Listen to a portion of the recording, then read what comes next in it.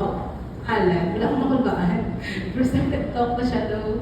It's my first time again to be on stage to talk about my personal testimony. So, I'm Deta, as what Alan have mentioned. So, I am second among 4 siblings, and we were brought up by our parents to become quote-unquote good people. Thus, the goodness that our parents inculcated in us has always been carried and buried deep in my hearts and thoughts. This also made me equate goodness to being loved. If you are good, you will be loved. I thought that goodness will allow others to love me. My friends in elementary and high school would always look at me as a very nice and friendly person.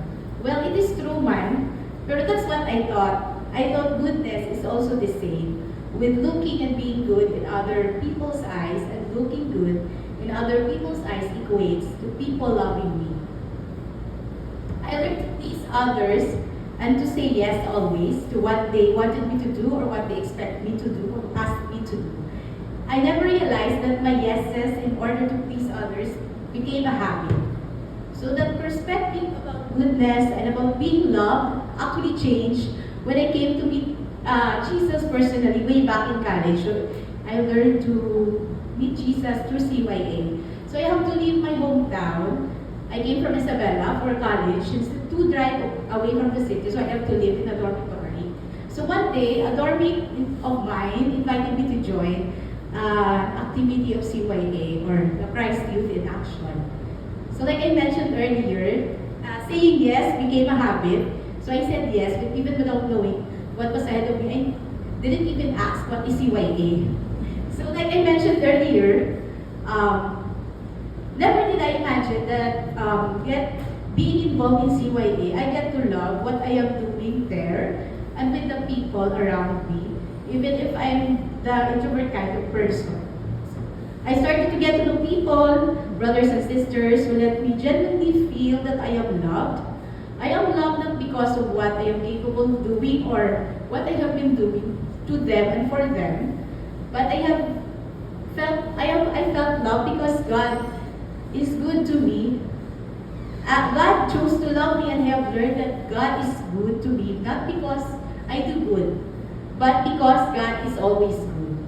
I attended live giving talks, prayer meetings, the Christian Life series, somehow like this inner shift, and eventually decided to commit my life to Christ. That was first year in college. These things were never forced out of my subconscious or were brought about by the thought that if I do it, I will be loved. That was my yes to Christ and to the community. This is my response to the complete and unconditional love that God has for me.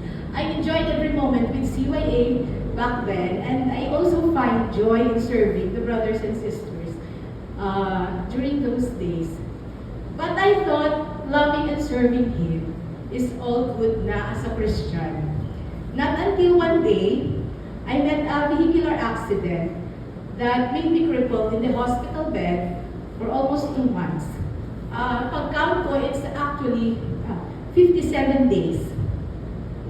I was walking down the street of Vias Aquino Drive when an empty 10-wheeler truck na-Lucia brake and hit the car parking in front of me, causing me to be pushed back into the wall of a bank. I think it's RCBC. UCTV. So I thought it was just a scene in an action movie, hearing the clash and the banging sounds, but it was not. I found myself screaming because of so much pain, physical pain. And when people brought me to Riverside, the emergency room, the first thing that came to my mind while I was lying down in the trauma bed was I was asking God. Actually, I questioned Him. I asked Him, Lord, why me? I've already given my life to you and have been serving you radically. But why did you allow this to happen? I was in so much pain physically and emotionally. I questioned the Lord. But the Lord is really a good listener because He answered me immediately as fast as how the accident had happened in a split of seconds. It's still vivid how He answered me. So here I am, lying down in the bed, and there in front of me was a cross. in the trauma room. And then he answered me and he said to me, are you seeing that cross? The pain that you are experiencing right now is nothing compared to the pain I have gained to redeem and save you. I did not choose you for what you have done or have not done, but I chose you because I love you and you are my precious child. So it hit me. It is God's personal declaration of His love. So it was a tough moment for 57 days to be like in the hospital bed with experiencing nightmares every time on airplane makabay sa hospital. So since medyo traumatic ang sound of banging, clash. And also due to the fracture of my 2 femur bones and a skin graft done due to the adipone and having some physical rehab for that 2 months. I thank the Lord because the Lord never fails to show that He is a promise-keeping God, and I experienced support from the community. It's from CYA, from the brothers and sisters, my ate, kuya, and also from Lincoln. So those people are reminded me of God's faithfulness. And during those times, one sister asked me to, if you want, you can read the book of Job. So the book of Job actually helped me. So it inspired me through the scripture coming from the book of Job. So let me share with you one verse from Job, chapter 5, verse 9. He performs wonders that cannot be fathomed, miracles that cannot be counted. Yes, His miracles cannot be counted. One miracle is that I am here. I am here right now. I'm sharing His faithfulness. Many times I have doubted Him, but my doubts did not change the fact that He is a faithful and a loving God. Many times I thought that He will despise me because of my sins, but my guilt and sins never hindered Him to forgive and embrace me with great joy and mercy. And even until now, when I try to question things that are uncertain in my life, I would always remember that moment sa ER with that guy on the cross who spoke to me at my lowest. And he would always reassure me of how He has worked in me and how He is still doing wonders in my life. And for all the goodness and faithfulness He has done for me, I am compelled to say yes to His call. To listen, to obey, and above all, to love others as He has loved me. And I have learned that to live in the love of the Lord does not mean a life on a bed of roses. As what Bro Alan said, we are going to suffer even if we said yes already or committed our life to the Lord. But it is a life with knowing that whatever happens, good or bad, sunny or stormy, God is still good and He's still the same. That one yes that I made 20 years ago paved way for more yeses in my daily journey as a Christian. I am still a work in progress. For 20 years of loving and knowing the Lord, I still sin, I backslide, and at times go dry in my prayer time. But during those imperfect and struggling times, I am also reminded of how His Holy Spirit has been guiding me not to go astray. I can even imagine how my life would be without the Lord and without community. And I always think the people who walk through me in this journey, my leaders in CYA, in Lincoln, and now here in Koinonia, they are God's instruments of love and faithfulness, whose the same faithfulness was used by the Lord to keep me faithful and to persevere in faith. And this is a confession. When Bro Alan asked me 3 days ago to share today, due to some unforeseen circumstance, I had hesitation because I felt that I am not ready. But the Lord spoke to me and said, just do it, not to please people, but for me. And that made a difference. That obedience comes not from my own strength, but something which comes from the Holy Spirit. And speaking of the Holy Spirit, let me end by telling a story which happened 5 days ago.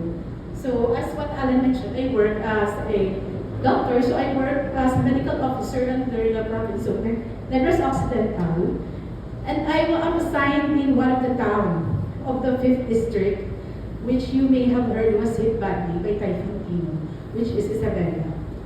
So we cater patients from that district, including La Castellana, Magallaon, Binalbagan, Hinigaran, and Isabela.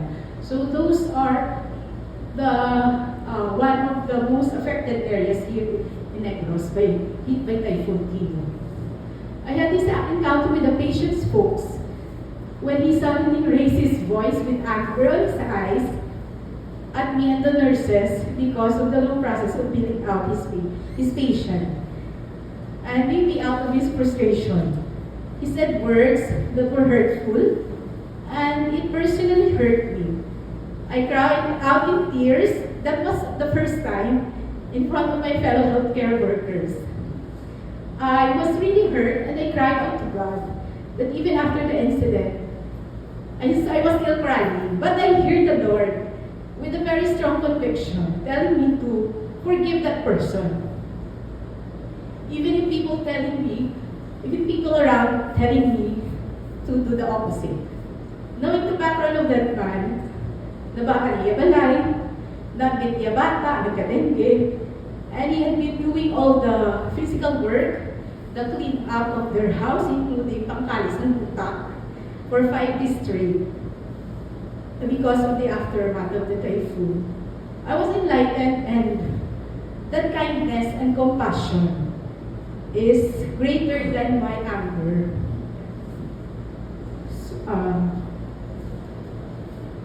I think God nakilala ko tungkol ko Holy Spirit, because if it is only through my own will and strength, I don't think I can forgive that person right there and then.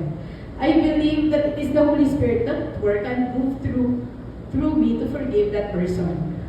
So the fruit of the Spirit, we felt like it was not there. As Alan have said, it can be quiet, but it can help us transform into a person closer to Jesus. But when the situation calls for it, actually it is really available. I am also reminded that with my just strength, I cannot do it. But with the Holy Spirit, things can happen. It is quite an irony that the closer I get to Jesus, and the deeper the desire to become like Him, the more challenges and temptations come. The enemy is working the whole time. But I am confident because God said, I will be with you at the very end of age. And sharing with you the words from Zechariah chapter 4, verse 6, when the Lord said, not by might, not by power, but by my Spirit, says the Lord. Take heart, the Holy Spirit is within us, and that it is moving and working through us. Let me share a verse which talks about perseverance, as it was mentioned also earlier. From the book of Romans, chapter 5, verse 3 to 5. Not only so, but we also glorify our sufferings, because we know that suffering produces perseverance, perseverance character, and character hope. And hope that does not put us to shame, because God's love has been poured out into our hearts through the Holy Spirit who has been given to us. To God be the glory, brothers and sisters.